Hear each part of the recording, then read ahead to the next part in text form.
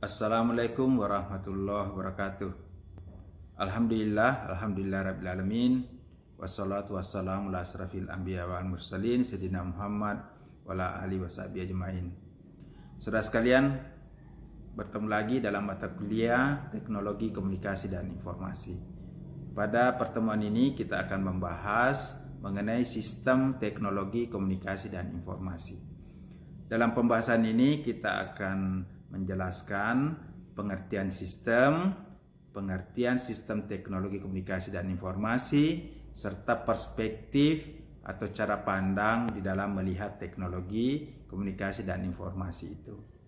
Yang pertama kita akan menjelaskan apa itu sistem. Ya, saudara sekalian, sistem ini selalu kita dengar ya dalam percakapan sehari-hari. Ya, namun mungkin ada yang belum tahu atau belum mengerti betul apa itu sistem.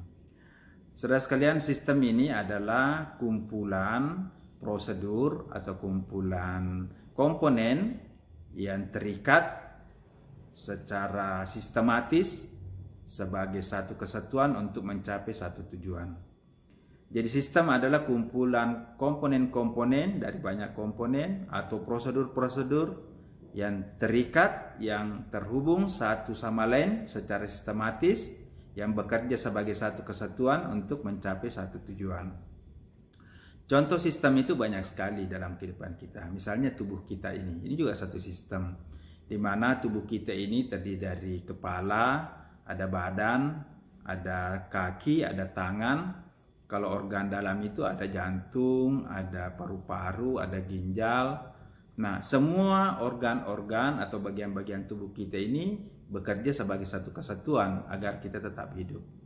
Sama juga dengan teknologi. Teknologi itu juga merupakan satu sistem. Misalnya komputer. Komputer itu terdiri dari berbagai komponen. Misalnya ada komponen hardware-nya, ada komponen software-nya, ada komponen jaringannya. Komponen hardware itu lagi terbagi-bagi lagi, misalnya ada monitornya, ada keyboardnya, ada CPU-nya dan sebagainya. Ini adalah komponen-komponen dari sebuah sistem sehingga teknologi komputer itu bisa bekerja. Nah, selain pendekatan komponen, sistem itu juga bisa kita pahami dengan pendekatan prosedur. Ya, jadi sistem itu juga bisa berdasarkan pendekatan prosedur.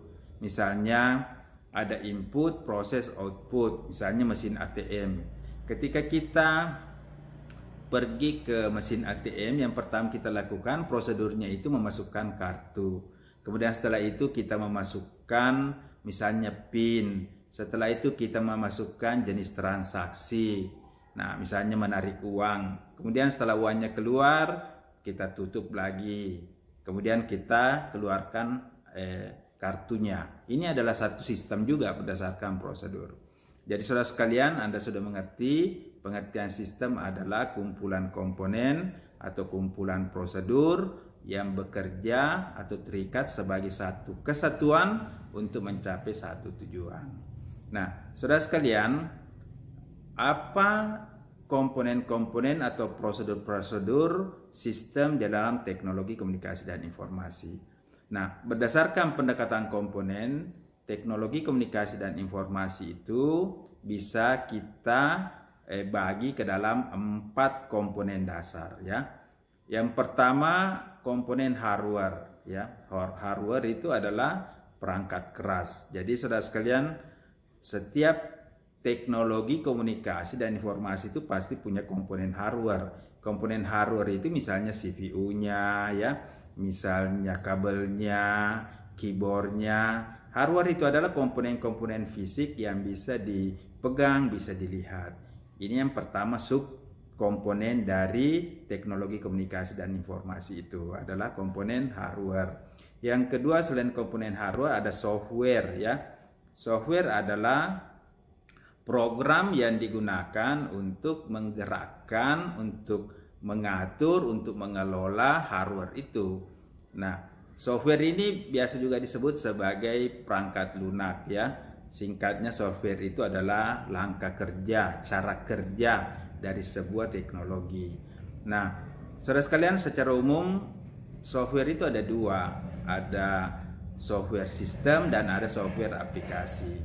Software sistem itu adalah software yang bekerja secara umum, ya. Software sistem itu misalnya kalau di komputer aplikasi Windows, ya, software sistem Windows. Kalau pakai HP misalnya Android, ya, itu software sistem. Kemudian software aplikasi. Software aplikasi itu adalah software yang bersifat khusus. Software yang bersifat khusus untuk menyelesaikan masalah-masalah tertentu. Contoh aplikasi khusus itu banyak, ya, misalnya aplikasi musik, ya, hanya untuk mendengarkan musik, aplikasi mengetik, Word, Excel, ya, PowerPoint, ya, termasuk juga aplikasi internet, itu juga masuk kategori software aplikasi, ya. Ini komponen yang kedua. Jadi komponen kedua itu adalah software. Komponen pertama tadi adalah hardware, komponen kedua adalah software. Nah, komponen ketiga adalah jaringan, ya, atau network. Nah, saudara sekalian, teknologi komunikasi dan informasi itu juga mensyaratkan adanya jaringan. Kenapa? Karena dengan perantaraan jaringan inilah satu komponen dengan komponen lain itu bisa bekerja sama, bisa berkomunikasi, bisa bertukar data. Nah, komponen jaringan itu bisa berbentuk fisik, bisa juga berbentuk non fisik. Kalau berbentuk fisik itu misalnya kabel, ya, kabel yang disambungkan dari satu perangkat ke perangkat lain. Itu adalah contoh jaringan dalam bentuk fisik. Tapi saat ini kebanyakan kita sudah menggunakan jaringan non fisik, ya. Misalnya wifi, misalnya gelombang radio, televisi, ya, itu kan dipancarkan menggunakan frekuensi sehingga gelombang atau program yang dipancarkan oleh stasiun TV itu bisa kita terima di rumah kita. Kenapa? Kan itu menggunakan frekuensi. Sama juga kalau kita menelpon, ya, kita menelpon dengan si A, misalnya si A ada di Jakarta, kita ada di Makassar, maka kita bisa terhubung dengan mereka karena ada jaringan, ya, ada jaringan berupa frekuensi gelombang elektromagnetik yang menghubungkan antara satu perangkat dengan perangkat lain itu. Nah, selain jaringan fisik dan non fisik, ada juga di dalam jaringan itu kita pelajari mengenai topologi jaringan, ya. Nanti itu akan dijelaskan lebih lanjut di materi berikutnya. Kemudian komponen yang keempat adalah brainware, ya. Jadi saudara sekalian, teknologi itu juga memerlukan faktor atau SDM, ya, yang mengelola teknologi itu. Brainware ini adalah faktor SDM, sumber daya manusia. Brain itu artinya otak, ya, otak. Sesatunya komponen yang punya otak di dalam sistem teknologi komunikasi dan informasi itu adalah manusia. Karena manusia itulah yang menciptakan, manusia itulah yang membuat, manusia itulah yang mengelola, manusia itulah yang menggunakan. Jadi brainware ini adalah orang-orang yang terlibat di dalam sistem pengelolaan atau sistem penggunaan teknologi. Nah, saudara sekalian, brainware itu secara umum ada dua, ya.